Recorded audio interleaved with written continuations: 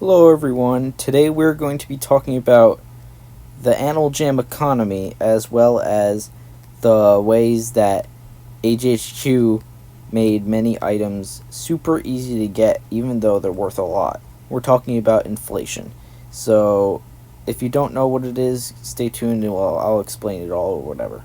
The original Animal Jam, which is now called Animal Jam Classic, has a very interesting problem about spikes.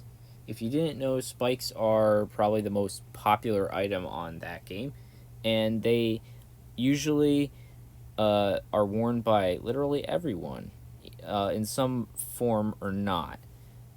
I mean, my main look on there even has a rare mystical spike collar, which is another variant of all the spikes that they made. But anyway, the whole thing about spikes were that when the Forgotten Desert came out in 2013 with Eagles, they became very common to earn from it. So it became a currency in the game. It's not diamonds, not whatever, it's spikes. You get spikes as the currency. With all the demand, the ability to find a spike for a low price has definitely been impossible, especially since that spikes have been out for almost 9 years now, which is insane for an item in general in the first place. But it also caused a great deal of inflation because the Forgotten Desert has gave away thousands of black longs, okay? It's crazy. I would say the best example to show this inflation is with all the items in Animal Jam, including headdresses, magenta items, all that stuff.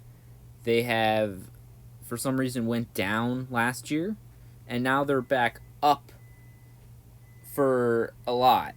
Like, anything is worth a lot of black longs now, and that is because of the Forgotten Desert as well as HHQ, next to talk about. HHQ has made many items, including the Blackout Spike Collar, as well as rare raccoon tails, maybe like wind up keys, DJ headsets, all those items in Play Wild. They've all been brought back by HHQ as a giveaway prize, and they usually can go down in rarity.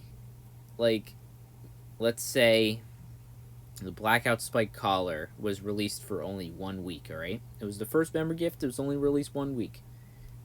And now, the item amount is actually going up rather than going down because the possibility of the item being recycled would have existed then. So that's why many items are going down. Like, for example, raccoon tails went down because many people know that HHQ is giving them out, although they're not really doing it as much anymore. There are more in the game, and because of inflation, stuff is going down. So I hope you understood all that. And next we're going to talk about the inflation of the item, the DNA vial. This item has been out since November, and when it first came out, it was very, very, very rare. It's been maybe 8 months or something like that, and the item went down to a Blackout Spike Collar and worth, which is way less than what it originally was. And why is that?